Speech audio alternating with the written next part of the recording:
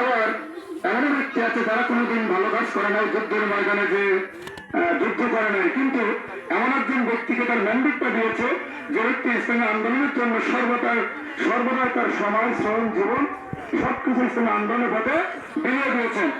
সেই ব্যক্তির কারণে কিন্তু তার ম্যান্ডেটটার কারণে তারা আমলনামায় কিন্তু জিহাদের সব পৌঁছে গিয়েছে আলহামদুলিল্লাহ। এই জন্য মহাদেশ রবীন্দ্রনাথ সম্পর্কে কারোর কি জানার বাহিরে আছে?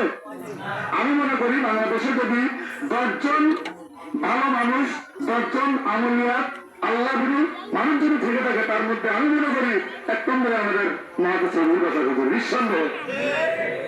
এজন্য আমরা আপনাদের আহ্বান করবো যে একজন ভালো মানুষের পক্ষে আপনার ম্যান্ডেটটা দিয়ে আগামী জাতীয় সংসদ নির্বাচনে দাঁড়িপাল্লা প্রতীকে ভোট দিয়ে বাংলাদেশের সংবিধানে কোরআনের সংবিধান হবে এই আশা আকাঙ্ক্ষা কামনা করে আপনাদের দীর্ঘায়ু সুস্থতা কামনা করে আমার সংযুক্ত করা শেষ